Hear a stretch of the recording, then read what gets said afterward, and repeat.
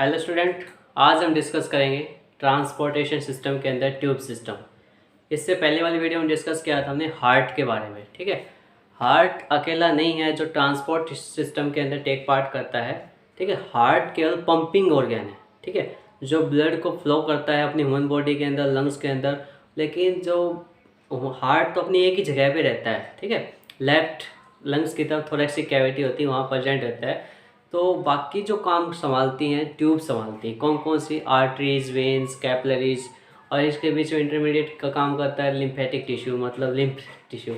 ठीक है, तो उन सब के बारे में अभी आज स्टडी करेंगे। तो टॉपिक हमारा यही है, the tube and the blood vessels. ठीक है, तो फर्स्ट ऑफ ऑल स्टडी करते हैं इसके अंदर आर्टरीज के बारे में। ठीक है, आर्टरीज हमारी क्या होती हैं? आर्टरीज हमारी प्योर ब्लड लेके जाती है। प्योर ब्लड का मतलब यहाँ पे क्या है? ऑक्सीजनेटेड ब्लड को लेके जाती है। ठीक है, ऑक्सीजनेटेड ब्लड लेके जाती है। लेकिन सभी के सभी आर्टरीज ऑक्सीजनेटेड ब्लड लेके जाती हैं? नहीं, केवल पल्मोनरी जो आर्टरी होती है वो डीऑक्सीजनेटेड ब्लड लेके जाती है। किसके पास? लंग्स के पास। ठीक है, केवल एक्सेप्शनल केस क्या है? Only pulmonary artery. बाकी सारी क्या करती हैं? आर्टरीज ऑक्सीजन लेके जाती हैं। कहाँ से? ठीक है, कहाँ से लेके जाती है? Away from the heart. ठीक है, अवे फ्रॉम द हार्ट मतलब हार्ट से लेके जाती है, हार्ट से दूर लेके जाती है। ठीक है, ऑक्सीजनेटेड ब्लड को अगर देखेंगे तो कैसे होती है? थिक होती है। ठीक है, थिक होना ज़रूरी है इनका, क्योंकि ज़्यादा ब्लड फ्लो कर सके। इलास्टिक होती है, इलास्टिक और इसके साथ साथ नैरो वाल, नैरो लूमन, इलास्टिक वाल के साथ नैरो लूमन। ठीक है, जो इसकी थिकनिंग है वो नैरो होती है ताकि इसके ऊपर प्रेशर ज़्यादा एग्जर्ट हो सके। ठीक है, डीप सीटेड होती है, काफ़ी नीचे प्रेजेंट होती है। कैसे? डीप सीटेड होती है। ठीक है, ताकि मतलब ज़्यादा से ज़्यादा ऑर्गेन सिस्टम, हमारे जो ऑर्गेन है उनको ब्लड सप्लाई कर सके। इसके पास वाल्व्स नहीं होती है। क्या नहीं होती? वाल्व्स। ठीक है, नो वाल्व्स। नेक्स्ट वन, अगर इनके प्रेशर की बात करते हैं तो pressure as compared to veins, इनके पास जो प्रेशर ज़्यादा एग्जर्ट करता है आर्टरीज के पास।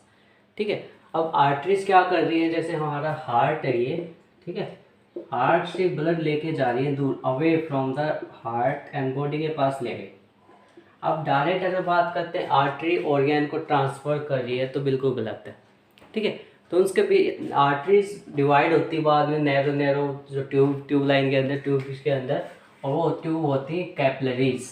ठीक है, small intermediate tube like structure होता है ये, जो मतलब टिश्यू के साथ जुड़ा होता है। वहाँ पे according to their concentration, high concentration, low concentration, जो ऑक्सीजन की मूवमेंट होती है रिक्वायरमेंट के हिसाब से ऑक्सीजन की सप्लाई होती है with the help of capillaries. Clear? और कैपिलरीज से दोबारा कलेक्ट करती है वेन। ठीक है, कैपिलरीज से कौन कलेक्ट कर रहा है? वेन। अब वेन का फंक्शन देखो, इसका अपोजिट चलेगा।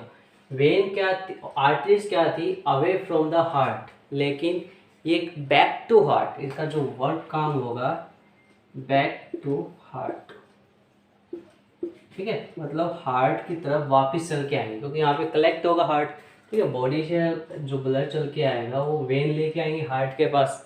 ठीक है, हमारे एक सर्कुलेशन यही तो था, डबल क्यों था? वो लंग्स आ जाता है। ठीक है, लेकिन एक सिस्टम तो यही था, हार्ट से लेके जा रही है आर्टरीज, और बॉडी से कौन लेके? Veins, back to heart. क्या कैरी करती हैं? डीऑक्सीनेटेड ब्लड, मतलब कार्बन डाइऑक्साइड कंटेनिंग ब्लड और नाइट्रोजीनियस वेस्ट।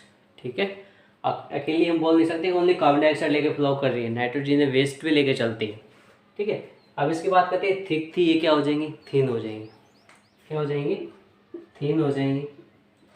फिर अगर बात करते हैं तो इलास्टिक वाल, इसके पास इलास्टिक वाल नहीं होता है। ठीक है, इसके पास कैसे होती है? स्केली होता है, मतलब थोड़ा सा हार्ड इलास्टिक होता है। ठीक है, इलास्टिक तो होता है लेकिन लो इलास्टिक हम बोल सकते हैं, लो इलास्टिक। ठीक है, इसके पास नैरो था, इसके पास क्या होगा? Wide lumen. क्लियर? अब इसके ऊपर प्रेशर की बात करते हैं। लो प्रेशर होगा, अबव द सरफेस होगी, मतलब डीप सिचुएटेड प्रेजेंट नहीं होगी। ठीक है, इनके पास जो ब्लड है, ब्लड कैसे फ्लो करता है? स्लो फ्लो करता है।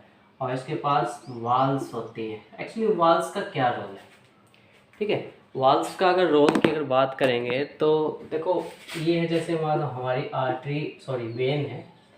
अगर वेन के अंदर वाल्स प्रेजेंट होंगी तो बैक फ्लो ऑफ ब्लड नहीं होगा, ठीक है। बैक फ्लो नहीं होगा तो हमेशा क्या हो, फॉरवर्ड की तरफ मूव करेगा। और फॉरवर्ड मूव करने हमें फ़ायदेमंद है क्योंकि वो किसके पास पहुंचेगा, सारा हार्ट के पास पहुंचेगा।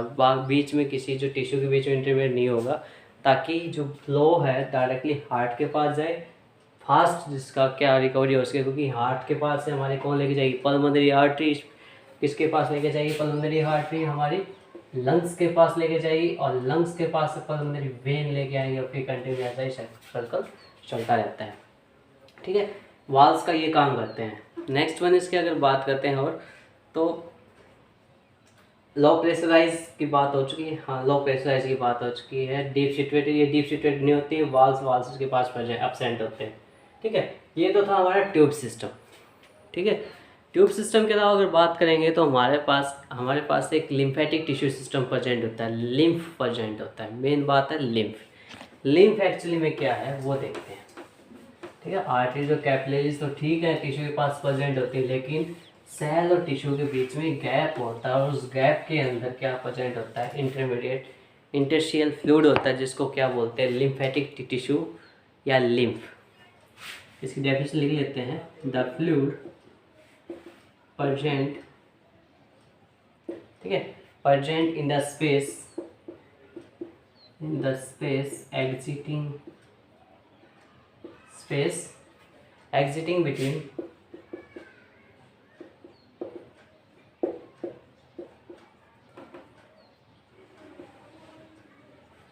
exiting between the cell in the tissue,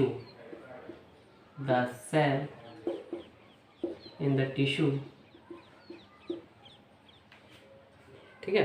जो सेल की जो स्पेस प्रेजेंट होता है उसके अंदर प्रेजेंटेशन क्या बोला जाता है, इंटरस्टिशियल इज कॉल्ड इंटरस्टिशियल। देखो सेल के अंदर प्रेजेंट है इसी वजह से इंटरस्टिशियल फ्लूइड, ठीक है। इसे ही हम क्या बोलते हैं, लिम्फेटिक फ्लूइड, ठीक है। या हम इसे लिम्फ को हम बोलते हैं, एक वर्ड अगर वो मेन बात देखें इसको मिडल मैन भी बोलते हैं, ठीक है। क्योंकि इंटरमीडिएट का काम करता है, दो मतलब कैपिलरीज और टिश्यू ऑर्गन के बीच में जो गैप होता है वहाँ ये प्रेजेंट हो मिडल मैन का। काम क्या है इसका, काम भी देखते हैं। इसका काम क्या है, देखो CO2 एक्सचेंज करने में हेल्प करेगा। नाइट्रोजनियस जो वेस्ट होता है, नाइट्रोजनियस वेस्ट उसको निकालने में हेल्प करेगा ये, ठीक है। इसके अलावा हार्मोन्स, ठीक है, हार्मोन्स के इंटरचेंज करने में हेल्प करता है। और सिंथेटिक सब्सटेंस होते हैं, सिंथेटिक सब्सटेंस उनको एक्सचेंज करने में हेल्प करता है, क्लियर। और सबसे अगर इसके अलावा और बात करें तो टिश्यू को मॉइस्ट रखता है, ठीक है। टिश्यू को क्या रखता है, मॉइस्ट रखता है, मतलब सूखने नहीं देता ये, ताकि वो आराम से फास्ट फंक्शन करते हैं। टिश्यू को मॉइस्ट कंडीशन में रखता है। ये तो गया हमारी किसकी बात, ब्लड सिस्टम की, ब्लड वेसल्स की, लिम्फेटिक टिश्यू की। अगर अब बात करते हैं, मान लो कहीं कट लग जाए, उस केस में क्या होगा, क्योंकि पंप लगातार हार्ट करने लग रहा है, आर्टरीज और वेन्स के अंदर डायरेक्टली ब्लड फ्लो होने लग रहा है। अगर आपकी उंगली कट जाती है, डायरेक्टली एक्सेसिव ब्लड निकल जाएगा, तो उस केस में क्या हो जाएगी, डेथ हो जाएगी।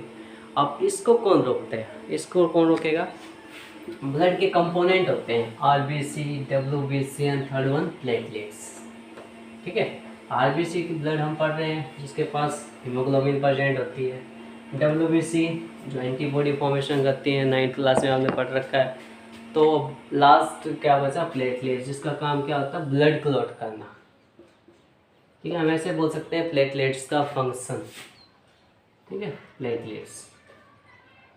अब प्लेटलेट्स की क्या काम है, कैसे एक्शन लेता है, देखो प्लेटलेट्स क्या होती हैं, इसका जो एक्शन होता है सारा हार्मोन्स पे डिपेंड करता है। देखो मेन दो हार्मोन डिस्कस करूँगा, क्योंकि बाकी तो 11th के अंदर काफ़ी डीपली दिया हुआ है, लेकिन 10th क्लास तक थोड़ा लेवल पे रखते हैं। तो प्रोथ्रोम्बिन एक हार्मोन होता है, प्रोथ्रोम्बिन, ठीक है। और एक हार्मोन और होता है, कौन सा, फाइब्रोजन, कौन सा होता है, फाइब्रो, ठीक है। अगर मान लो कहीं पे ब्लड मतलब हमारे जो वेसल्स हैं, वेसल्स से हम मान लेते हैं वेन में कट लग गया, ठीक है, वेन में कट हो गया मतलब एक्सेसिव ब्लड फ्लो करेगा।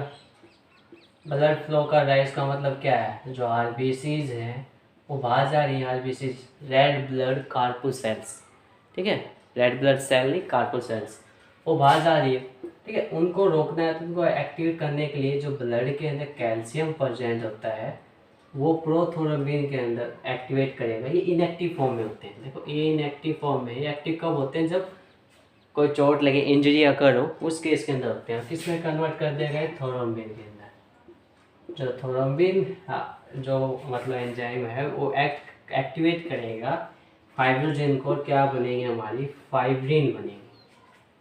क्या बन रही है, फाइब्रिन। और फाइब्रिन का काम क्या होता है, फाइब्रिन थ्रेड्स फॉर्मेशन करना, ठीक है। क्या फॉर्मेशन करेंगे, फाइब्रिन थ्रेड्स। थ्रेड्स फॉर्मेशन करने के बाद इसका काम क्या बचेगा, देखो फाइब्रिन थ्रेड्स फॉर्मेशन हो गया।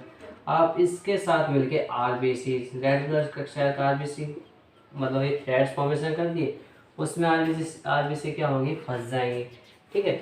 और जैसे मान लो इन्होंने एक जाल सा बुन दिया और उसमें हमारे जो कॉनकेव शेप जो आरबीसी होती हैं वो इसमें फंस जाएंगे और हमारा क्या हो जाएगा, ब्लड क्लॉट हो जाएगा। क्या कर हो जाएगी, क्लॉटिंग, ठीक है। अब ब्लड क्लॉटिंग हो रहा है इसका मतलब क्या, ब्लड एक्सेसिव फ्लो नहीं करेगा और आप आराम से रह पाए, मतलब आप सर्वाइव कर जाओगे, ठीक है। तो क्या चीज़ थी इसमें, मेन चीज़ प्रोथ्रोम्बिन फाइब्रोजन हार्मोन रिस्पॉन्सिबल होते हैं ब्लड क्लॉटिंग के लिए, और मेन रोल फंक्शन होता है प्लेटलेट्स का। प्लेटलेट्स ही ब्लड को एक्सेसिव फ्लो को रोकती है, ठीक है। कट इंजरी होने के बाद एक्सेसिव फ्लो ये नहीं कि अपनी बॉडी के अंदर, मतलब जब प्लेटलेट्स की अमाउंट इंक्रीज होगी तो उस टाइम पे ब्लड क्लॉटिंग होने के चांसेस ज़्यादा होते हैं, तो आर्थरीज जिसकी डिजीज हो सकता है। लेकिन मेनली अगर आपको कट लग रहा है तो उसके क्योर कौन कर रही है, प्लेटलेट सेल कर रही है, ठीक है। तो इसी के साथ हमारा जो ट्रांसपोर्टेशन सिस्टम था ह्यूमन के अंदर वो कंप्लीट हो चुका है। नेक्स्ट वीडियो में करेंगे हम प्लांट के बारे में, ओके।